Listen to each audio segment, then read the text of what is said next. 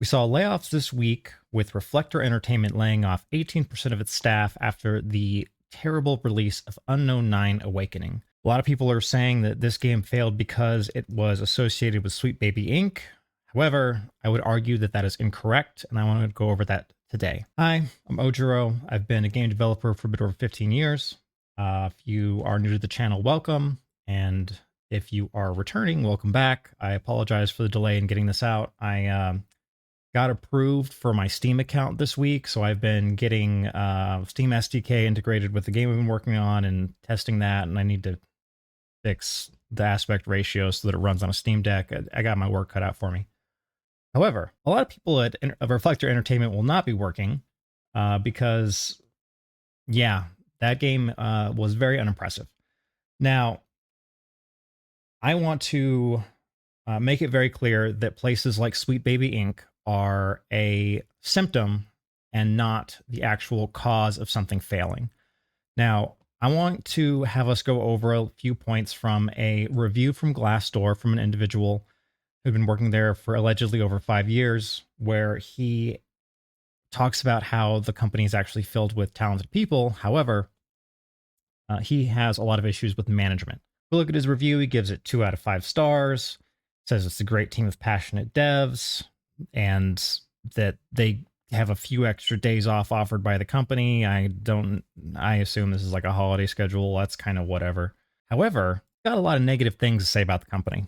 Well, he or she. I actually have no idea. Key things being management's a mess. They're incompetent. They don't know what they're doing. They say it's a project that was filled with potential, but constant decisions by higher ups screwed up everything. Creative director was picked by time at the company instead of actual, skill and ability. And there's a few other points where they talk about game design leads and animation directors and how terrible they were at the company. I'm not going to read over the whole thing. I'll put a link to the Glassdoor review below.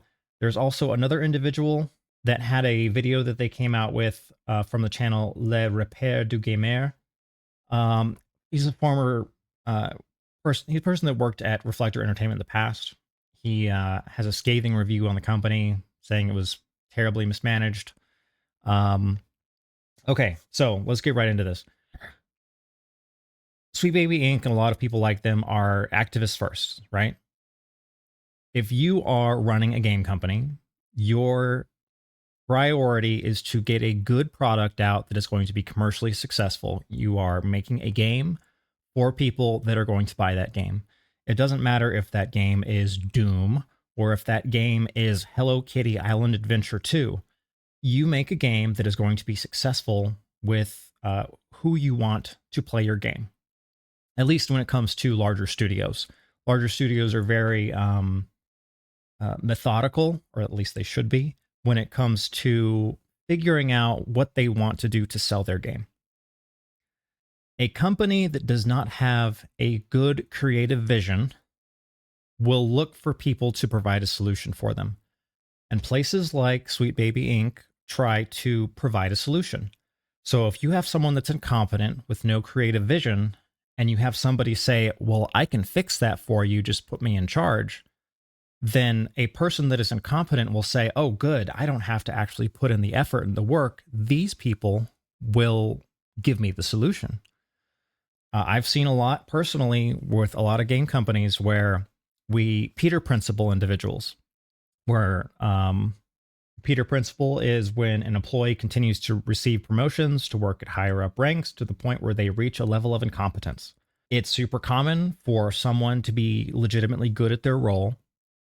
They get an offer elsewhere, or they have disagreements with other people in senior management, and then the person right underneath them is just promoted into that position.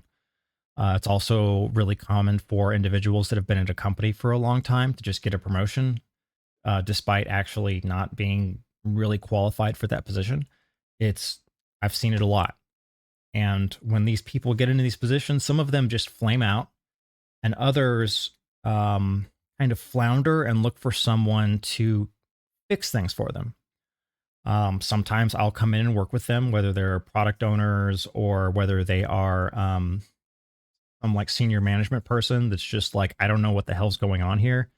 And I'll work to build a framework where we can say, okay, in these certain situations, let's go through with these processes, or let's build these kinds of tools to not have to deal with these kinds of issues on production, whatever it may be.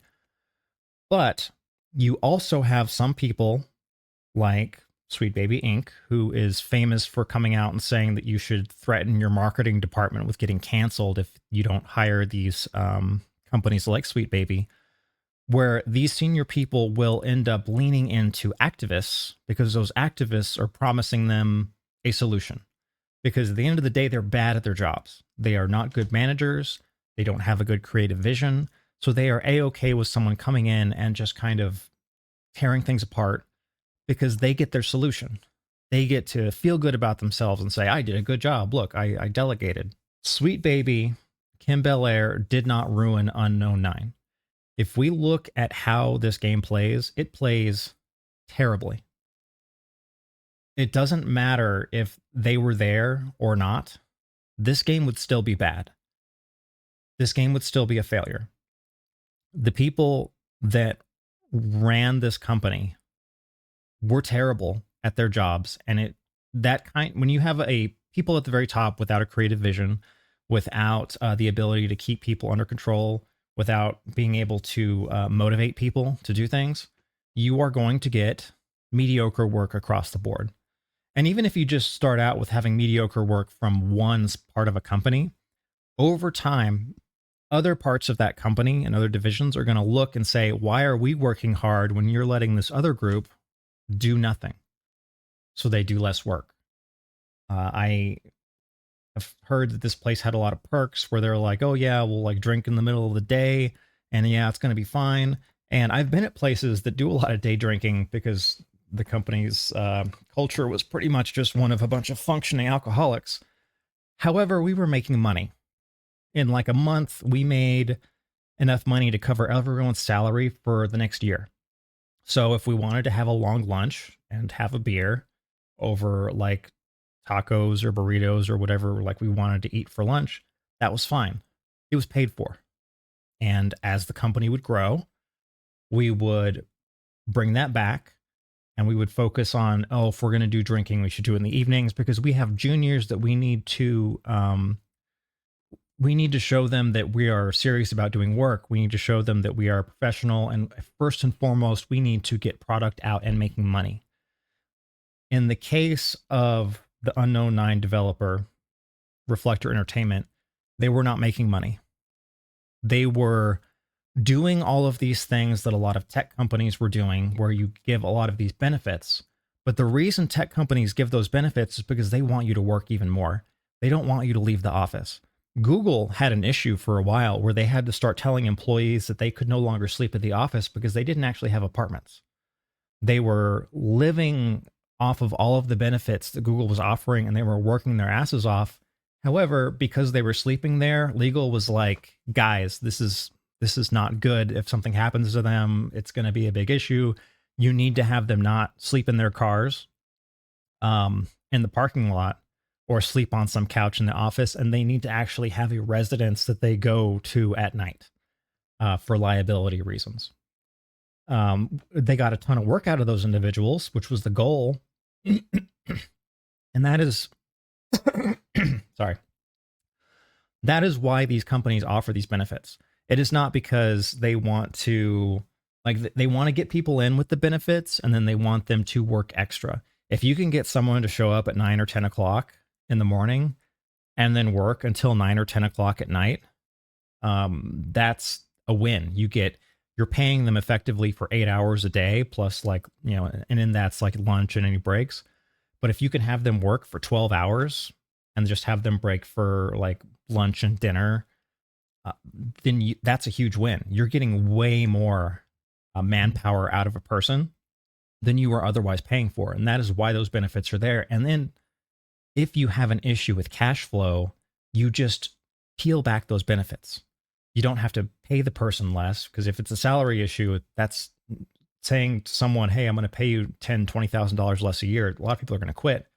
But if it's just like, oh, hey, we're just not going to provide this benefit anymore, or that benefit anymore, or this benefit's only going to be provided like once a week, When I worked at Disney, it was like end of the world when they were like, okay, we're not going to do uh, like pizza parties on Tuesdays where it's all you can eat. It was like, please only take like 2 slices. And I was like, this is tyranny. And I would just like load up my plate like with 5 slices. I was like, fucking fire me. I don't give a shit.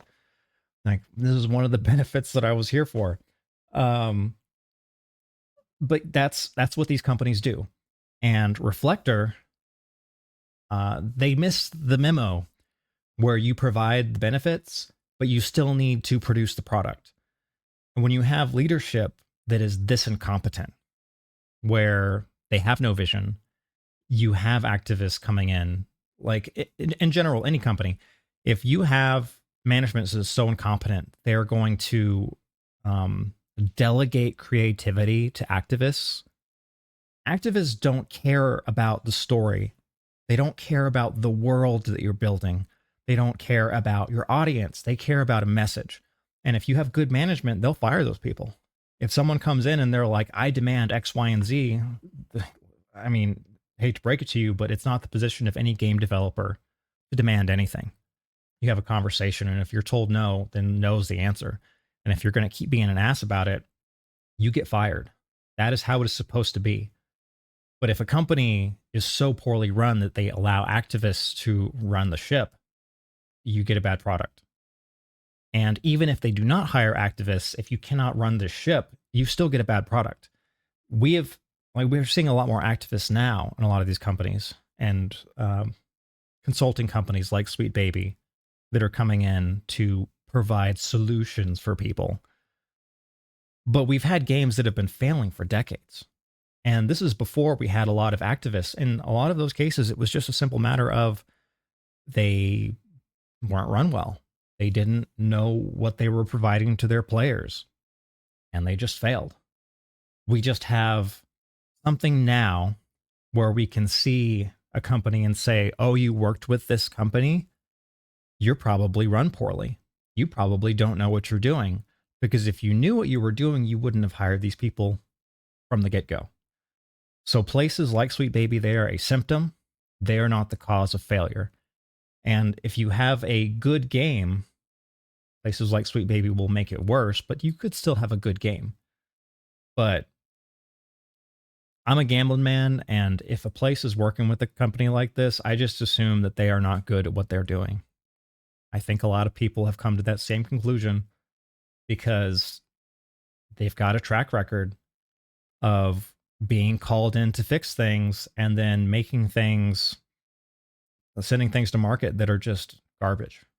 Now, I will say they only laid off 18% of the people. They really should have shut down the whole studio. I don't understand why they're keeping it around.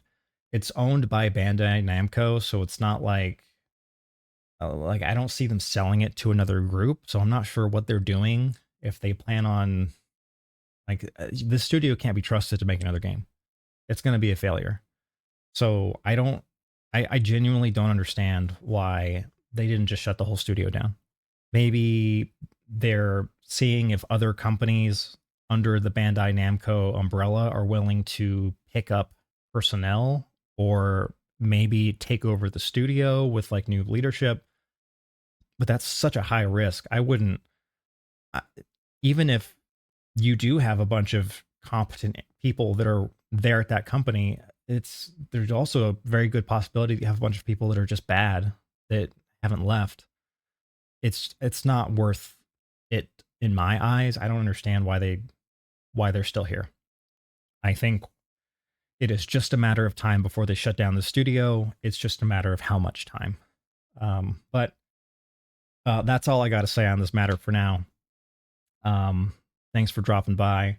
I need to talk about the Kadokawa thing pretty soon because, God, that's unfortunate.